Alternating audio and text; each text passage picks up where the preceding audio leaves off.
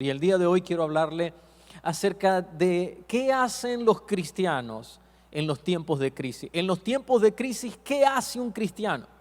¿Qué acciones toman los cristianos cuando viene un momento de crisis a la vida nuestra? Porque tiene que hacer algo el cristiano, no puede quedarse con los brazos cruzados. Hay algunos que aplican una superfe y dicen, no, a mí no me va a pasar nada, yo voy a andar como que sin nada. Y yo quiero animarle que no haga eso. Nosotros creemos en Dios y queremos seguir el ejemplo de Jesús. Satanás le dijo a Jesús, échate, porque a sus ángeles mandará acerca de ti para que tu pie no tropiece en piedra. Y pareciera que le estaba dando una palabra de Dios, pero eso no es cierto. ¿Qué dijo Jesús? No tentarás al Señor tu Dios. Por eso tenemos que tomar todas las medidas que pueden ser tomadas cuando viene un tiempo de crisis. También la palabra del Señor dice que el avisado, el entendido, ve el mal y se esconde, se aparta.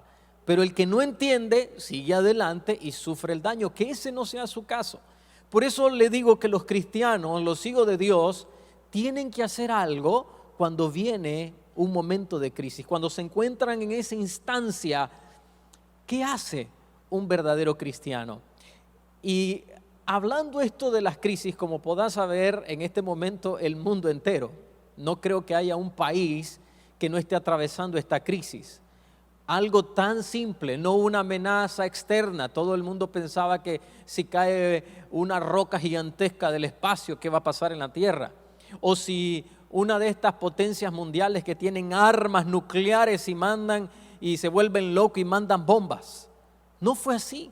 Fue algo tan sencillo como un virus que ha conmocionado al mundo, que ha trastocado las agendas del mundo entero. Todos estaban pensando, en un año voy a hacer esto, estoy planificando esto, y no tiene nada de malo, porque la persona tiene que proponer y finalmente Dios es el que termina disponiendo lo que va a hacer. Pero note cómo estos momentos de crisis revuelven la vida del ser humano. Y por eso o estamos en crisis o vamos a tener una crisis, un momento difícil en nuestra vida. Y como en este instante todo el mundo está en crisis. Y no está pasando como allá al otro lado del mundo, está pasando en todo el mundo. Por eso los cristianos tenemos que saber qué hacer cuando vienen estas crisis. Juan capítulo 16, versículo 23, un versículo muy conocido. Observe lo que nos dice. Les he dicho todo lo anterior, hablando Jesús de aparentes malas noticias, porque les estaba diciendo de que se iba a ir y de hecho que iba a ser crucificado, para que en mí tengan paz. Les he dicho todas estas malas noticias que a sus ojos son, para que en mí tengan paz. Aquí en el mundo tendrán muchas pruebas y tristezas. Y note que está en plural, muchas pruebas y tristezas. También dijo aflicción, llamó aflicción en otra versión. Pero anímense, confíen, yo he vencido al mundo. Ya Jesús se había anticipado a lo que podíamos vivir. Y Él estaba seguro, convencido de que íbamos a poder salir adelante si confiábamos, si depositábamos nuestra confianza en Él. Tal vez usted está diciendo, bueno, pastor, yo ya estoy en crisis. Ya estoy viviendo en medio de esta crisis en mi vida. Ya estoy en este problema. Tal vez es una de las personas que está siendo afectadas por el virus. O tal vez está en su casa y es una persona que depende del día a día, que no tiene que comer, que está pensando en qué voy a hacer, que se encuentra en esta crisis grandísima en su vida. Estos elementos entonces que le voy a mencionar a continuación pueden ayudarle para que usted pueda permanecer y quedar firme. El primer elemento que quiero mencionarle, ¿qué hacen los hijos de Dios? Los cristianos, ¿qué hacemos cuando vienen los momentos de crisis? La primera es que ellos afirman su fe. El cristiano, cuando viene este momento de crisis, lo que hace es se planta frente a la adversidad. No se queda ahí a morirse, no se echa a morir. Él afirma su fe. Su fe se pone más fuerte, se hace más firme su fe que la fe que tenía antes. Y alguien podría decir, pero ¿cómo puede ser si está pasando un mal momento? Precisamente es en estos momentos donde nuestra fe se levanta y se pone firme. Mire lo que ocurre con algunas personas. ¿Qué hacen algunas personas cuando vienen los momentos de crisis? Aquellos que están apartados del Señor, que no están con Cristo en su corazón. Algunos se apartan, algunos que están ahí como que sí, que no, que están tibios. Cuando viene este momento de crisis, entonces terminan por apartarse del Señor. Empiezan a vociferar, a decir Dios no tiene poder, Dios me ha abandonado, seguir al Señor no tiene sentido. Eso es lo que ocurre con algunos. Otros buscan respuesta por otro lado. En vez de acercarse más a Dios, en clamar al Señor y buscar al Señor, lo que hacen es que empiezan a buscar respuestas por otro lado. Eso ocurrió con un rey que se enfermó. En vez de ir a buscar al Señor su Dios, anduvo buscando por todos lados y finalmente terminó perdiendo la vida. Y eso es triste, porque uno conoce a muchos cristianos que les pasa lo mismo. Y otros se quedan iguales. Se quedan estáticos, se quedan paralizados completamente. Están ahí y están vivos, pero parece que por dentro están muertos, son una tumba. No reaccionan, no accionan en nada, se quedan estáticos. Pero esa no debe de ser su vida. Usted no puede ser que se aparte del Señor, no puede ser que busque respuestas en otro lado. Y escúcheme, yo no estoy hablando aquí de estar mal de la cabeza y decir si me enfermo no voy a buscar a los médicos. Dios dejó la sabiduría en los médicos y bendecimos la vida de los médicos por eso. No estamos hablando de eso, sino que no vamos a buscar la respuesta en otra persona, sino que la respuesta va a venir del Señor. Que Dios va a utilizar diferentes personas, por supuesto, pero la esperanza en nuestra vida no va a estar en los hombres, va a estar en Dios. Y no nos vamos a quedar ahí varados, vamos a actuar, vamos a ser diferentes. Por eso Hebreos capítulo 10, versículo 39 nos dice, pero nosotros no somos de los que se apartan, dice otra versión, de los que retroceden. No somos de los que se apartan de Dios hacia su propia destrucción, y eso es lo que ocurre con muchos. Se apartan del Señor y van a su propia destrucción. Somos los fieles, decía el escritor, y nuestras almas serán salvadas. Somos los que estamos firmes, los que somos fieles. Por eso vamos a afirmar nuestra fe en este tiempo. No nos vamos a atemorizar, sino todo lo contrario. En esta oportunidad nuestra fe va a crecer y se va a volver diferente. Y usted va a poder en el futuro contar lo que Dios hizo en su vida. Cómo Dios cambió este tiempo, los cantos de tristeza y de dolor, cómo Dios los va a transformar, porque eso va a venir, aunque en este momento suene a locura.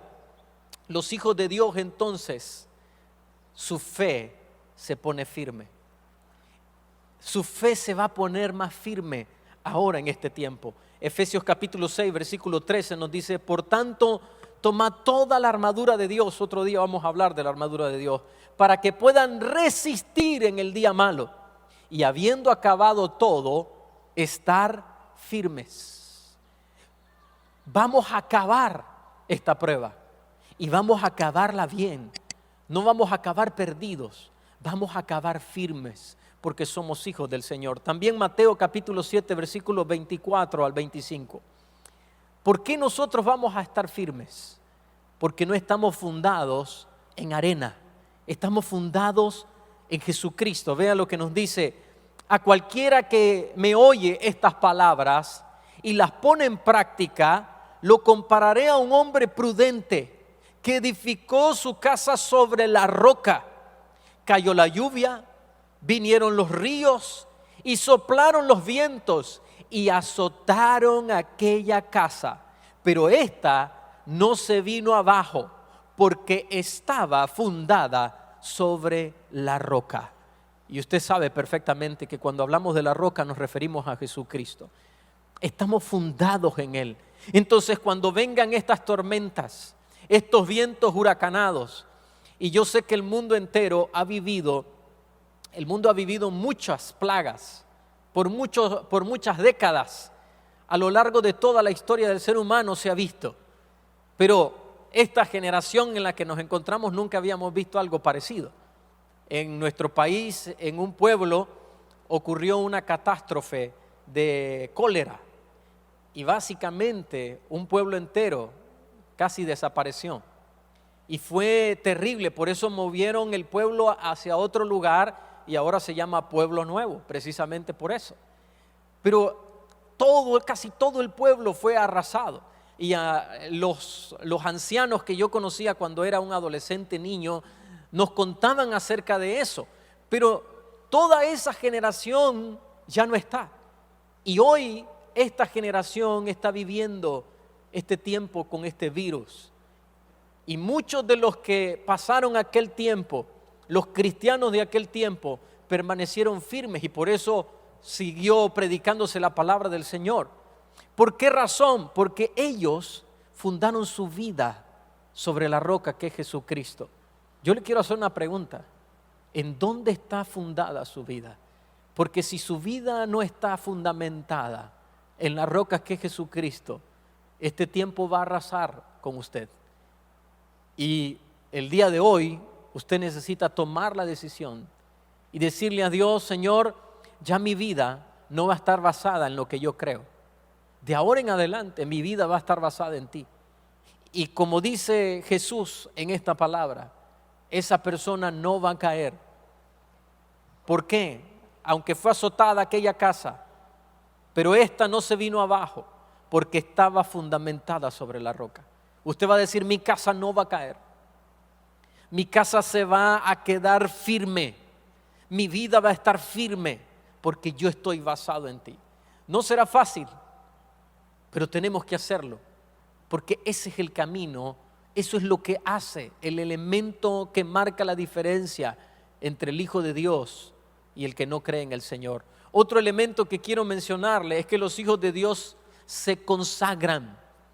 Le mencionaba al inicio, muchos se apartan del Señor. Es increíble cuando vienen tiempos de crisis, muchos se van al mundo, regresan a donde estaban antes. En otros países, todavía acá en Nicaragua no está ocurriendo que estamos en cuarentena, pero en otros países que están en cuarentena, entonces personas que antes estaban en el alcohol y habían entregado a su vida a Cristo, ahora que están en casa volvieron y están viviendo la misma vida pasada. Gente que estaba metida en la pornografía y había salido, ahora han regresado. Y personas han negado su fe, han abandonado su fe.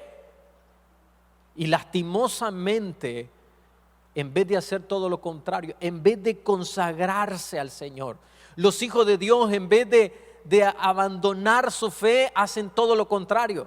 Buscan más a Dios. Entonces empiezan a clamar más al Señor, a conectarse más con el Señor. Y yo quiero animarle para que usted haga eso también. No se quede ahí endeble. Antes oraba 5 minutitos, entonces voy a seguir orando lo mismo. No, ahora haga lo contrario, busque más. Incremente su tiempo de búsqueda al Señor. Hay un rey en el segundo libro de Reyes, capítulo 18, versículo 4 en adelante. Usted puede leer más tarde la historia completa, que es hermosa, por cierto, la historia de Ezequías. Y Ezequías viene de mirar reyes paganos a lo largo de toda la historia de su pueblo. Los reyes paganos estaban haciendo desastres. Habían llevado al pueblo de Israel, el pueblo de Dios, al pecado. Se habían dividido el pueblo del Señor y ya ni siquiera podían distinguirse, unos no se miraban como hermanos, muchas veces estaban peleando entre ellos. Y este rey empieza esta carrera como un rey joven y se encuentra con todo este paganismo en su pueblo. Y el capítulo 18, versículo 4 de Segunda de Reyes nos dice: quitó los altares de los montes y despedazó las imágenes. Así estaba Israel, un pueblo que Dios había sacado, ahora está adorando a otros dioses. Cortó los símbolos de acera versículo 6, pues siguió al Señor y no se apartó de él. Y observe lo que dice esta porción: al contrario de todos los otros reyes que habían estado antes de él, al contrario del rey de Israel, que era la otra contraparte, al contrario, obedeció los mandamientos que el Señor le escribió a Moisés. Nosotros también tenemos que hacer lo contrario de lo que el mundo está haciendo. En vez de regresar, en vez de desanimarnos, nosotros lo que vamos a hacer es buscar más al Señor. Quiero animarle para que usted busque más a Dios en este tiempo. Tal vez usted esté en una cuarentena y nos ve en otro país, y usted está ahí diciendo: ¿qué voy a hacer? Algunas veces solo vivimos conectados, pero en otras cosas. ¿Por qué no empieza a conectarse más con el Señor? Algunas cosas que habíamos abandonado, prácticas que habíamos dejado, como altares familiares, como tener tiempo con Dios específicos, tenemos la oportunidad de hacerlo. Entonces, en vez de levantarse quizá por la mañana a leer todas las malas noticias que usted puede leer a lo largo de todo el día, ¿qué tal si a partir de hoy, del día de mañana, empezamos a buscar más del Señor y agregamos este elemento que hacen los hijos de Dios? Hablando siempre de la consagración al Señor, también este rey, notemos lo que hizo: sacó todo lo que no le pertenecía al Señor, sacó todo lo que era sucio de Israel, bueno, en este caso de Judá. Si usted lee más adelante en esta porción, se da cuenta que Israel es destruido, la otra contraparte. Recuerdan, eran dos reinos, el reino de Judá y el reino de Israel. A continuación se relata cómo Israel es llevado a cautivo. Pero mientras Israel estaba en decadencia, Judá estaba levantándose. ¿Por qué razón? Porque hubo un rey que sacó todo lo que no era de Dios. Todo lo vil lo sacó, y tenemos que hacer eso en nuestra vida. Tal vez usted había estado ahí, dice: yo soy un hijo de Dios, pero estaba haciendo algunas cosas que sabe que no le agradan al Señor. Estaba ahí tocando lo que no debía, andando donde no debía, y anduvimos haciendo ahí, y somos hijos del Señor. Es increíble. Ahora todo el mundo dice: yo soy hijo de Dios, y yo quiero que todo el mundo sea hijo de Dios, pero no yo, Dios quiere que todos seamos sus hijos. Pero los hijos de Dios sacan todo lo que no es de Dios de sus vidas. ¿Qué hay en su vida? ¿Qué hay en mi vida que no sea de Dios? Necesitamos sacarlo. Hay algunas palabras ahí que están saliendo de nuestra boca y necesitamos sacarlo. Cuando el Señor le anunciaba a un hombre de Dios: voy a ir y visitar, especialmente a Moisés, cuando le decía que iba a visitar al pueblo, o cuando le decía: llegaré. ¿Sabe lo que hacían? Estudiaban sus vidas, analizaban sus vidas y sacaban todo lo que estaba pervertido de ellos. Dios quisiera que cuando nos analizamos, digamos: no tengo nada que sacar, pero ese no es el caso. Generalmente siempre hay algo. Veamos una vez más el versículo 4. Quitó los altares de los montes y despedazó las imágenes y cortó los símbolos de acera, precisamente para limpiar y que la presencia del Señor pudiese manifestarse en su vida. Y el tercer elemento que quiero mencionarle: los hijos de Dios confían en Dios. Los hijos de Dios están confiados. Y aquí no es como el primer elemento. Aquí estamos hablando de una fe que cree que Dios va a hacer algo, una fe que sabe que nosotros estamos en las manos de Dios, y en las manos de Dios estamos seguros. Usted y yo estamos seguros en las manos del Señor. Por eso este Salmo 91 creo que va a ser el salmo de esta generación, que vamos a utilizar este salmo como un emblema. Y nos cita, dice: el que habita al abrigo del Altísimo morará bajo la sombra del Omnipotente. El que habita al abrigo del Altísimo está seguro.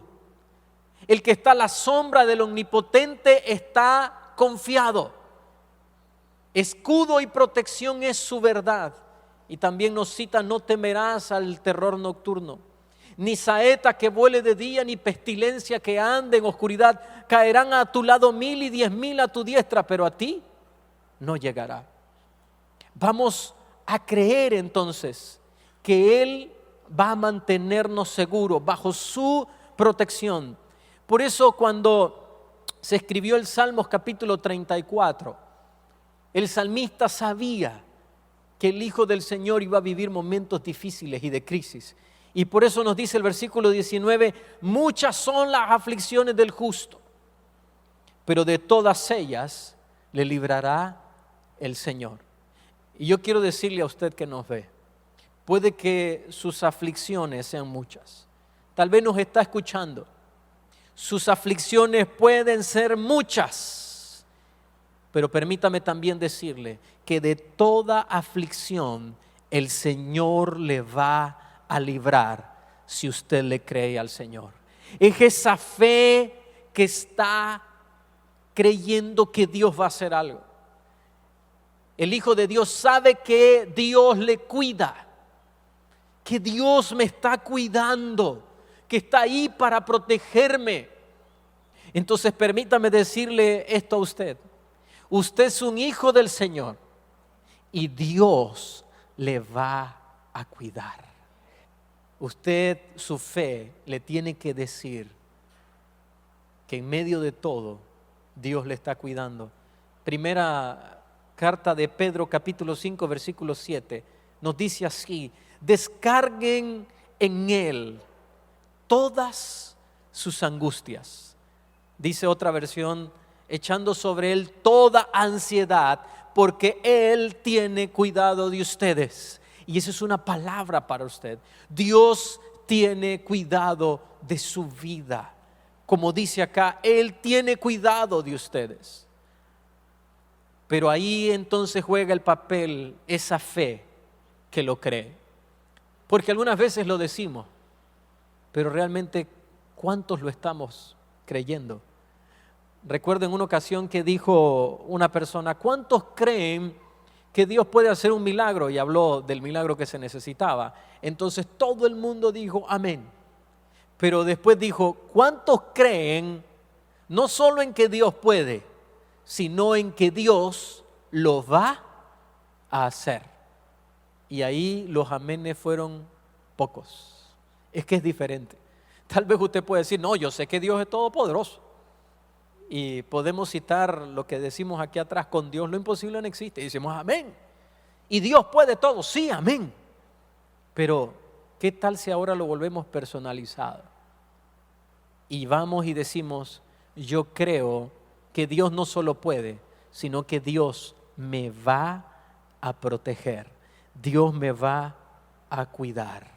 Por eso necesitamos hacer todo entonces lo que un hijo de Dios debe hacer. Podría hablarle de muchos más elementos, pero quise solo tomar estos 3 elementos para que usted pueda decir, voy a empezar a hacerlo de hoy en adelante. No voy a dejar que mi fe flaquee. Por más que mi cabeza me diga que no hay esperanza, no voy a permitirme decir eso. Este mundo está lleno de temor. Y quiero decirle esto, al decir que está lleno de temor, usted perfectamente lo sabe, y tiene razón el mundo de estar lleno de temor, porque esto es algo que temer. Pero aunque tenga razón de temer a esto, los hijos del Señor, en vez de estar llenos de temor, debemos estar llenos de Dios. No se llene de temor. No tenga miedo. Es increíble cómo a lo largo de toda la Biblia, yo he leído muchas veces la Biblia y no solo la he leído, la he escuchado creo que cientos de veces ya, la Biblia. Y por cada capítulo que uno va leyendo, por cada libro que uno va leyendo, se da cuenta que en cada lugar Dios le dice al ser humano, no temas, no temas. No temas, una y otra vez, no temas, no temas. ¿Sabe quién representa al Hijo de Dios, a la salvación de Dios en la Biblia? Es Josué. De hecho, Jesús, Yeshua, en hebreo, Jesús en griego y en español es Jesús, es como la misma palabra, es Salvador, Josué.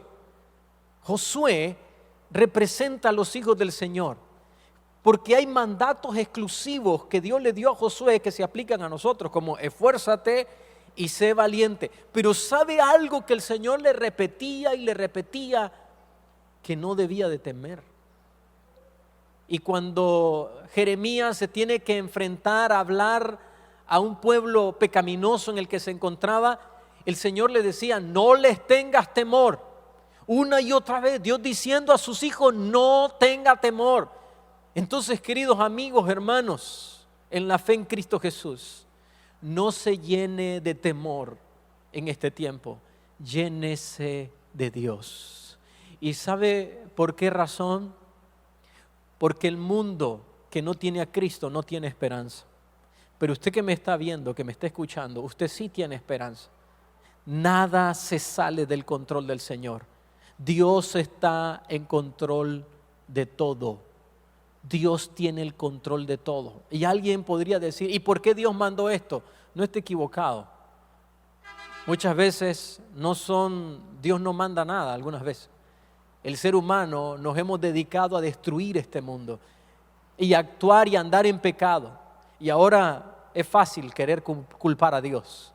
Pero Dios no tiene nada que ver. Estas son consecuencias del pecado, de lo que hemos venido haciendo, del ser humano, sacando a Dios aún de las iglesias, sacando a Cristo aún del cristianismo.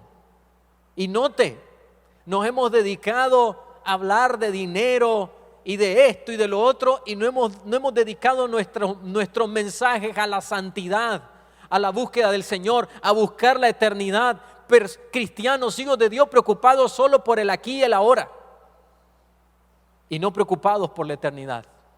Y aún va a sonar difícil lo que voy a decir, pero tengo que decírselo. Aún si nos toca partir de esta tierra, según lo que dijo Pablo, para nosotros los que creemos en el Señor sería ganancia. Pero ahora no queremos saber nada de la eternidad, solo queremos saber de la hora. Pero esto ha venido a poner un alto para que evaluemos si realmente somos hijos del Señor. Y si somos hijos de Dios, estos elementos van a ser parte de su vida.